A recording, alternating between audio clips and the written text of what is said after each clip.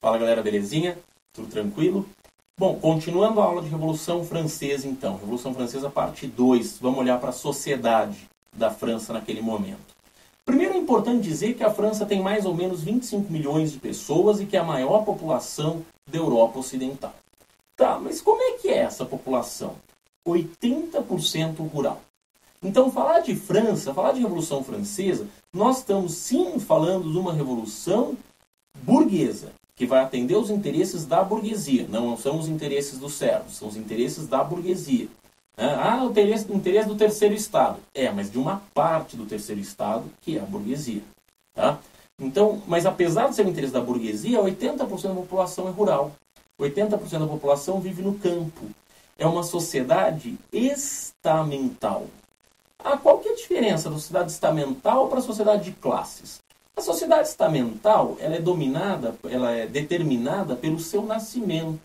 É muito difícil você mudar de estamento, uma vez que você é aquilo que você nasce.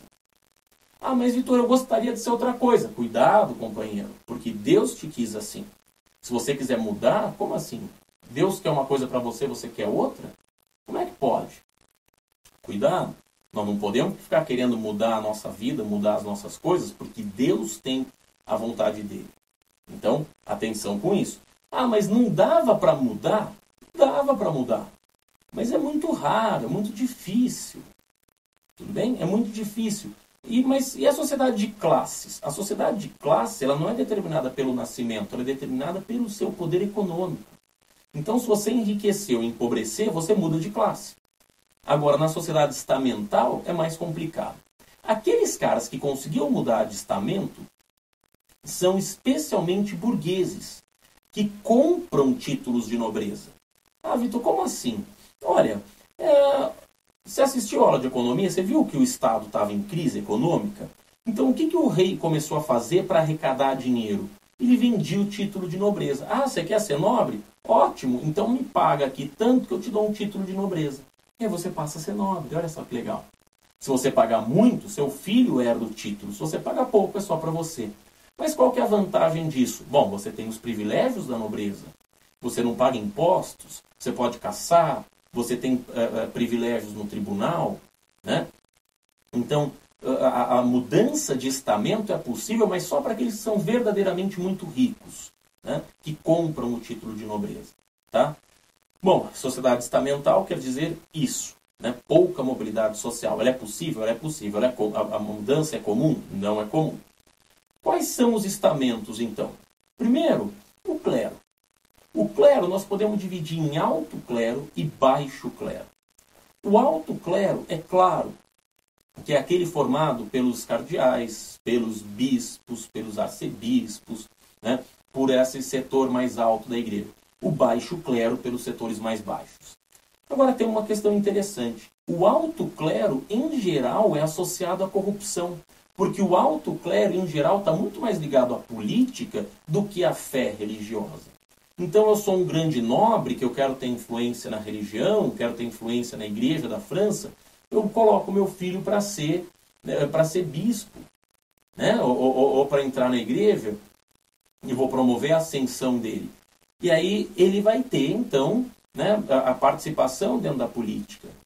O problema é que muitas vezes o meu filho não quer ser bispo, mas eu obrigo que ele seja.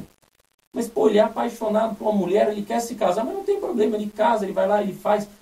Mas ele é bispo. Então o alto clero está muito associado a essa politicagem, a essa corrupção que não seria nem um pouco desejável dentro de uma igreja, né? dentro de qualquer religião. Tudo bem?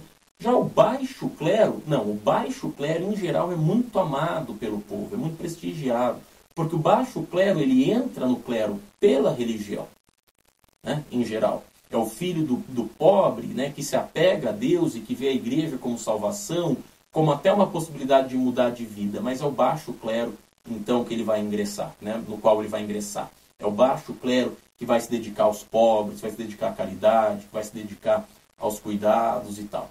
Então, alto clero, baixo clero, primeiro estado. Segundo estado, nobreza.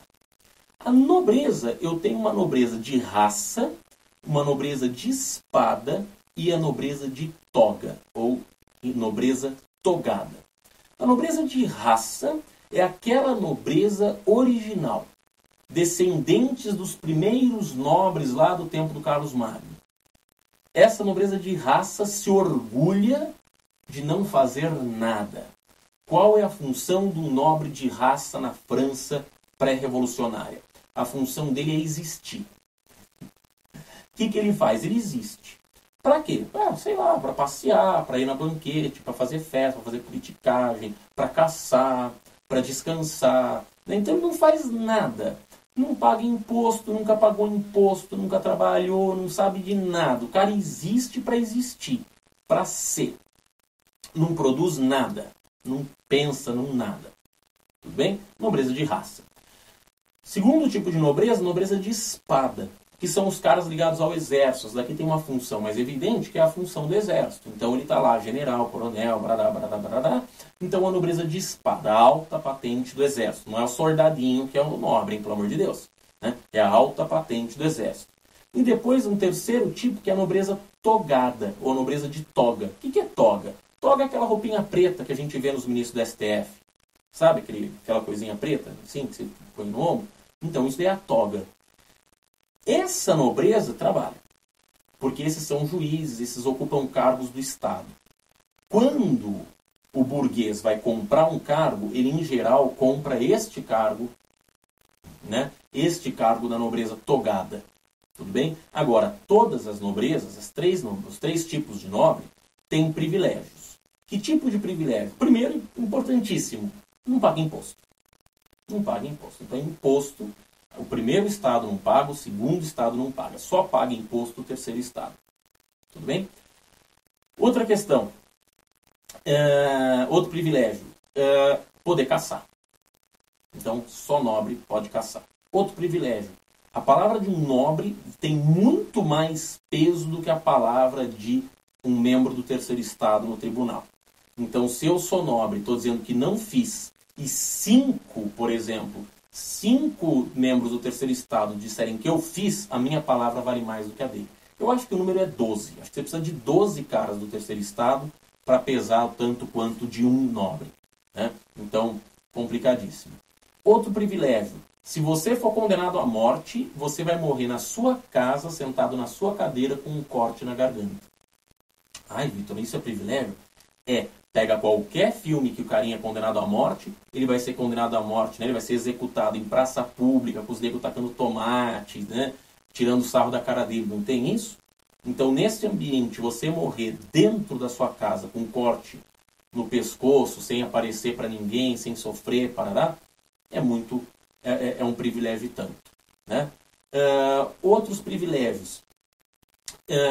Ele tem prerrogativas, né, de circulação, ele tem prerrogativas, por exemplo, de acompanhar o acordar do rei, o despertar do rei. Né? Assiste o filme Maria Antonieta, você vai ver, é fantástica essa parte. Tá? Então, primeiro estado, clero. Segundo estado, nobres. Terceiro estado. O que é o terceiro estado? Terceiro estado é todo mundo que não é clero, nem nobre. Terceiro estado vai ser desde o mendigo que mora na rua, que alguns vão chamar de lumpenproletariado, ou que vão chamar de sans-culotte. Sans-culotte, hoje sans-culotte quer dizer sem calcinha, mas sans-culotte, culotte, o que é o culotte? Culotte é aquela calça, aquela segunda pele. Quando você pega qualquer filme ou qualquer imagem, você repara que o cara tem uma calça, e embaixo da calça vem uma meia, sabe, coladinha no corpo assim. Isso é o culotte. Sans-culotte porque o cara não tem dinheiro para comprar esse culotte. A gente usaria a expressão no Brasil de descamisados. Tá? Então o sans-culotte é basicamente o pobre, que não tem dinheiro para comprar a roupa íntima, a roupa de baixo. Tá? Então, terceiro estado, vai do lumpenproletariado, né, o sans-culotte, né, que é a população muito pobre, até o médico, até um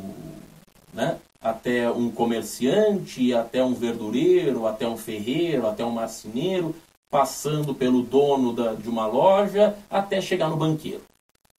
Até chegar no banqueiro.